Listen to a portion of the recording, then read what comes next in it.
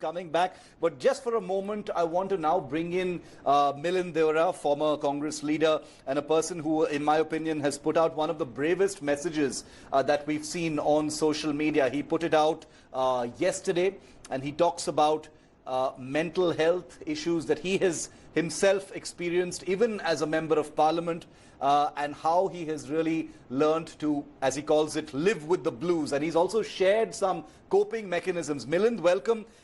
Thank you for taking the time out to speak with us. This must have been difficult. It is a very difficult time, but in the context of what's happening, this message that you've put out, tell us why you put it out, Milind. Shiv, firstly, thank you for having me and thank you for the kind words. To be honest, I don't think I did anything out of the ordinary or brave. I have dealt with different forms of, mental health issues, which in my opinion range from self-doubt all the way to depression and suicidal and very dark thoughts. Yes. And I've dealt with this as a teenager the first time. I've dealt with this in the peak of my political career. What it obviously goes to demonstrate is that mental health can affect, or mental ill health can affect anyone regardless of their age, their gender, their success, their fame. It's something which could be a chemical imbalance in your body caused by hormones, could be due to an external trauma that you've encountered, could just be something you're genetically predisposed to. And I did this yesterday in a very spontaneous way when I saw people on social media responding and reacting to the death of this fine young actor.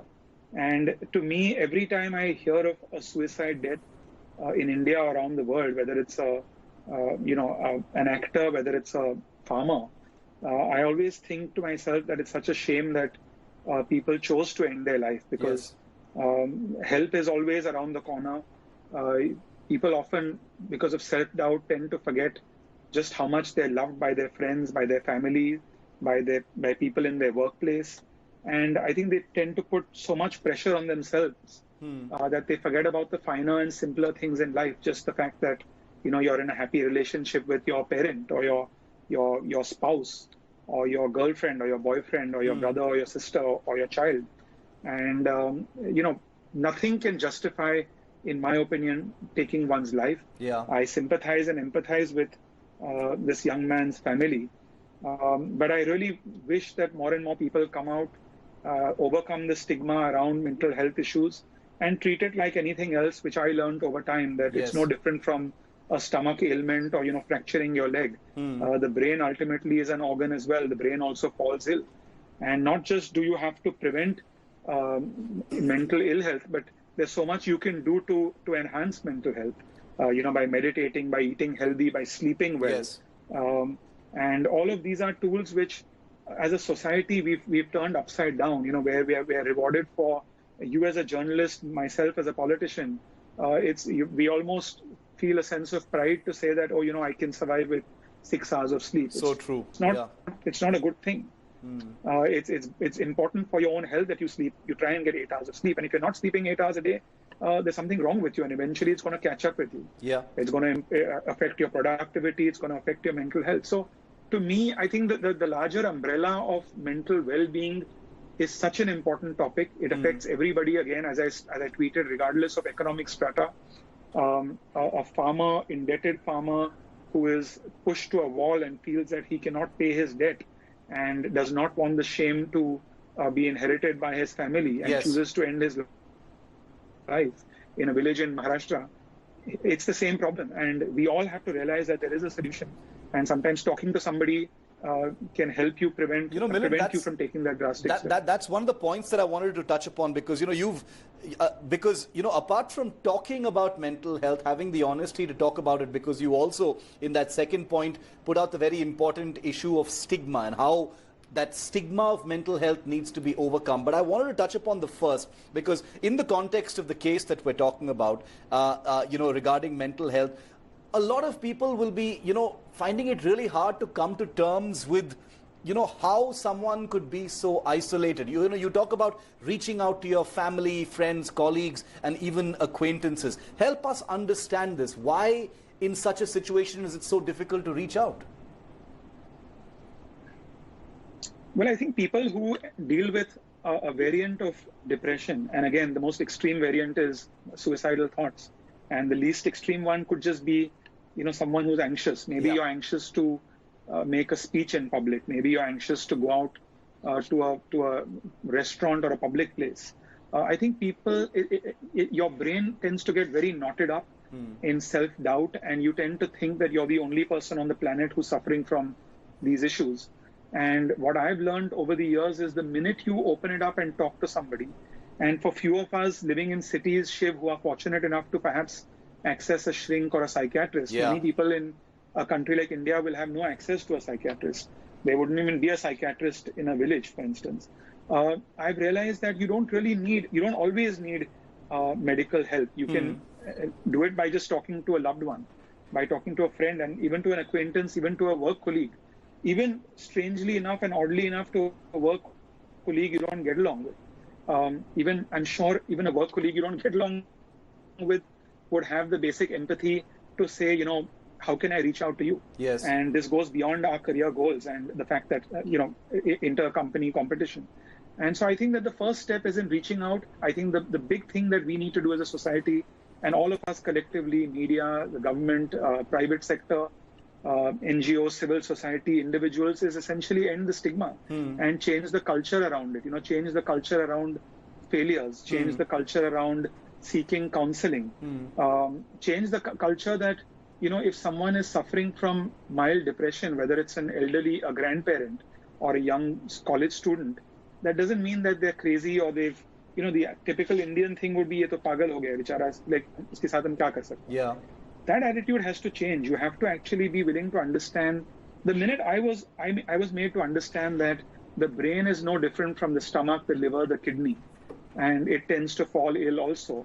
And it that illness manifests itself sometimes in depression and in other illnesses. You tend to realize that there's no harm and there's no stigma in seeking help. Right. Milind, I know this applies, you've taken the example of, no matter what strata, no matter what profession. Since we're talking about this particular case of Sushant Singh Rajput, I wonder what you think about, is the stigma, is the isolation more pronounced in this particular industry? How does it seem to you? I'm sure, in this modern day that we live in, those pressures exist everywhere. But in the film fraternity, given the nature of the work there, given the struggle, the competition, the cliques, etc., do you think these mental health issues that you've highlighted are even more pronounced there? Oddly enough, I don't actually. I would think that the film industry, from my own conversations with people in the industry, is a far more compassionate industry than many others, including, let's say, yours or mine. Okay. I think yesterday when I put this tweet out very spontaneously, maybe 99% of people who wrote to me privately were very encouraging and very grateful for me sharing my own struggles. But 1% of people did say, Milind, you're a politician, and politicians don't talk about their health issues, and it could affect your career and it could harm you ultimately. So I think a profession like politics, for instance, is a far more stigmatized profession to talk about health in general, not just mental health. I've never heard of a politician in India, Shiv, or the United States, being very candid or wanting to be candid about their health issues. They try and hide it until it gets exposed and the media brings it out. And till their last breath, they'll still try and attend parliament and still try to go to a public rally and make a speech as if all's okay. That has to change. And I think that I didn't intend to do it as a politician, but I can understand why my statement has gained some traction, because I think that politics is an industry or a profession where you need to have a tough exterior, and you need to demonstrate that you have a thick skin and that you're not affected by criticism. Because you're always facing criticism. Because you make you actually make a great point, because you're right. Within the film industry, as it were, Milind, we have seen actors who've come out with their depression, talked about it. Absolutely. Most notably, people like Deepika Padukone. There have been others as well. So in that sense, you're right when you say that for you to actually, as a practicing politician, to come out and say something like this, could in many ways actually be a first? Was it a difficult decision for you to come out and put this information out?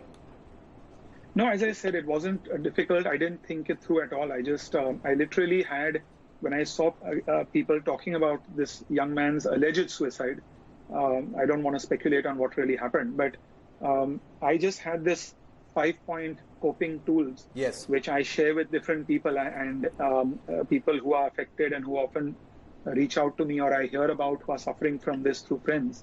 And I just share this with them. And I just copied, pasted, put it out on Twitter, and without thinking that I'm a politician and I'm going to have this kind of an impact. So I don't think I've done anything brave or courageous. I think I just put it out. If it's helped people and it gives people some hope that, even a successful person who was successful as a member of parliament could face these kinds of issues, if that gives some people hope, then I'm glad I did it. But I didn't do it with any, preconceived idea or expectation that I would have this kind of an impact. And I really believe that every industry, politics, business, media, everyone should speak about mental health. And I think that it's, as I said, it's just a shame that regardless of what you're going through, yes, there's no reason that you should even think about wanting to end your life. It's a disease. It's probably a chemical imbalance in your brain. It can be addressed sometimes with medications. Fortunately, I've never had to deal with medication, have to take medications, but I've done it. I've dealt with it by talking to people, and it's gone away. Milind Deora, thank you very much for speaking to India today. Thank you also personally for putting out that tweet. I know that it has not only got traction, but it has meant a lot to people reading it. When you look at points, look at a credible person, going on the record about something as sensitive as this, I'm sure it's going to be a source of strength for many out there who are coping and many who are curious about how this really works. Milind Deora, thank you very much. It's been a pleasure speaking to you. Thank you, Milind. Hi everyone, Preeti Chaudhary here. Hope you like this video. For latest news and analysis, like and subscribe to the India Today YouTube channel. And don't forget to press the bell icon to stay updated. Thank you for watching.